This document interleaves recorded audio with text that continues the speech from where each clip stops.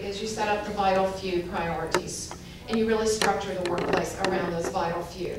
And typically in large corporations, they do this because there's a certain direction you want the corporation to go in a given year. You have stockholders out here. You've got to do something to move forward in that corporation. Well, the same thing can happen at lower levels within the corporation. It's not just, well, do whatever you want to do. Set those priorities. I call them the vital few.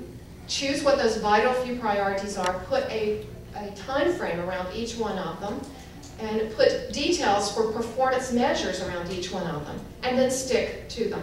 And it's the stick to them that becomes the real issue here. How do you stick to them?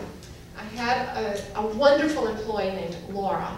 Laura is still fabulous at what she does. She's absolutely one of the experts out there. And Laura traveled for us, and she traveled around the globe. I never knew where Laura was. Laura could be in South Africa one day, and she could be in Poland the next, and then the next thing I know, she's in Thailand sending me some kind of a message. But she was our representative around the globe.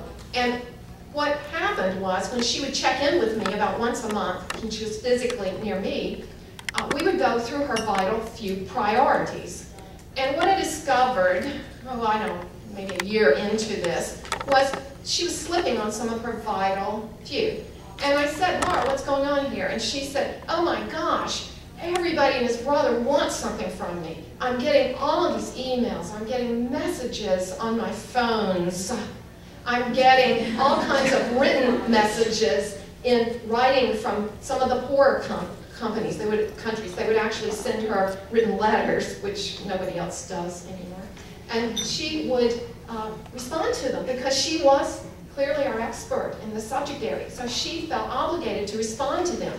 And I said, I'm going to reel you back in because we as a company are moving in a certain direction. You're not helping us by what you're doing here.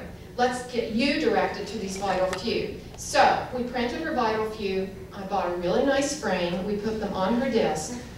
I bought a smaller frame. We printed them in small type.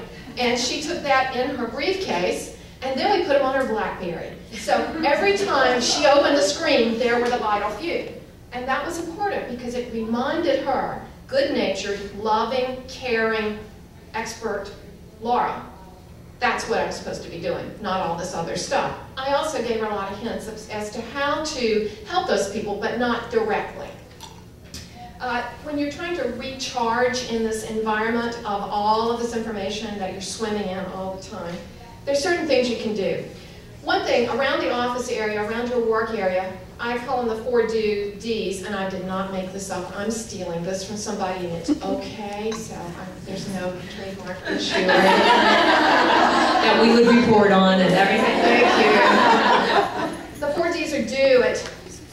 You know, when it comes in, it flows in at you, do it. I'll tell you when to do it and when not to. Do it, defer it, delegate it, or dump it. Dump it means you don't do it. Okay, do it. When do you do it? Well, you do it when it's vital to be done. It's got to be done. There's a time issue around it, or there's an information, or somebody else is waiting for it. Particularly someone up above you is waiting for it, and you've got to get it done. And a lot of times you just learned you had to do it. So how do you have time to do those? Because you have so much out there going on. A little trick is to set your calendars, and some of you probably already do this. Set your calendars, your automatic calendars that everybody in the company reads. Set your calendars so that you have meetings with yourself. You can call yourself anything you want, and you can call it a team meeting. It doesn't matter what you call it. But it's a meeting with yourself, and I kind of hit upon this about 15 years ago, and it saved my neck. Because as I climbed in the corporation, I had fewer and fewer minutes to myself to really think and to do anything productive. So that's what I did, and every month we set up my calendar so that it was clear that I was very busy, but I was somewhat busy with myself, because that's how I could do it. Defer it. What does that mean? Well, it means if you don't have to do it today, tomorrow, or this week, put it in a tickler file. Digital age, you got tickler files. They'll come back and tell you when it's time to do it. Set up your timing on it so that you don't have to do it today. That way you get it organized better. Delegate it. You might say, okay, I don't have anybody to delegate to.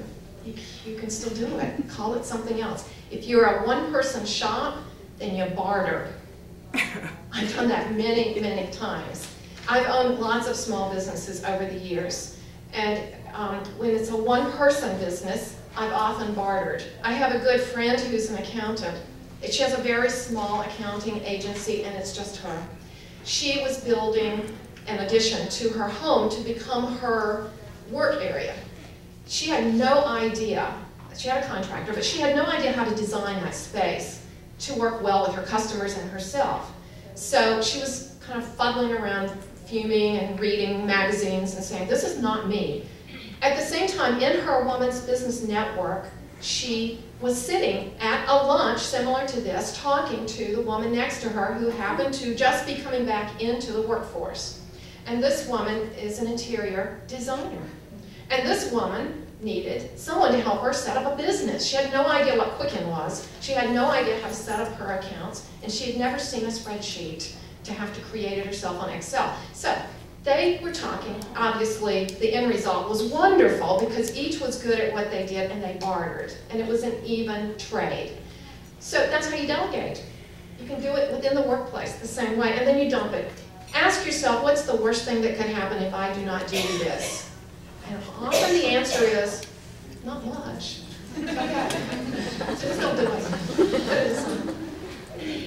I wrote here something that I have lived by since I was a little child because my father had this in his office. My father was a business consultant.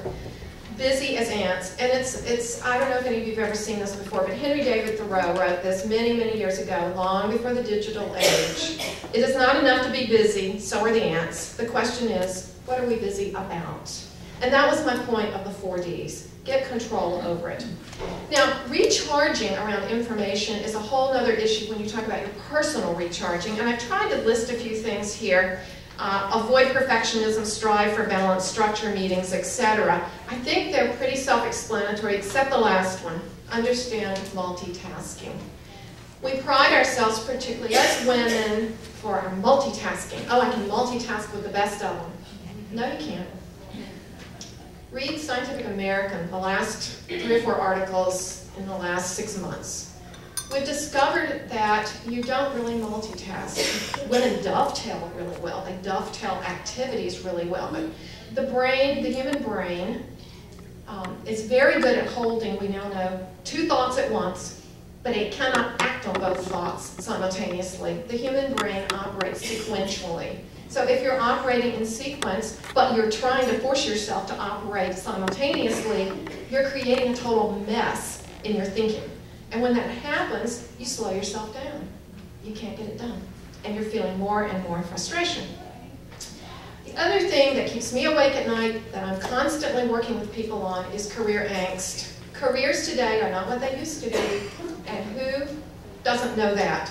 So when we talk about career angst, I hear things like, oh my gosh, when am I ever going to work a 40-hour week again? Or, I'm working the job of 3 people. We keep downloading and downloading this work on me because we have shrunk. We have shrunk the corporation. Or, when is it ever going to be happy in my workplace again? I'm really tired of what I am having to go to every single day in this horrible workplace. Well, what I'm suggesting is rethink career. Rethink the definition of career.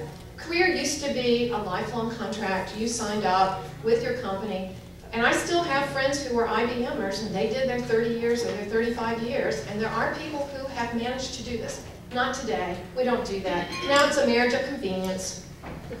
You know, whatever. You may have a job today, you may not have it tomorrow. So how do you work through that? Well, I always suggest to people that they think about what their career anchors are. A career anchor is your set of values and your passions, and how you apply those in a workplace. And most of us have not been thinking enough about our career anchors, so we don't know what they are. So it's worth finding out what they are. Know thyself and know thy passions. Those are the 2 things I always suggest to people. The actions you can take to help you with your career thinking are pretty straightforward. One of them I always talk about is fill your talent bank or tank, whichever you prefer, but fill it. And that doesn't mean just at work. The wonderful way to fill your tank, there are multiple ways of doing it, but you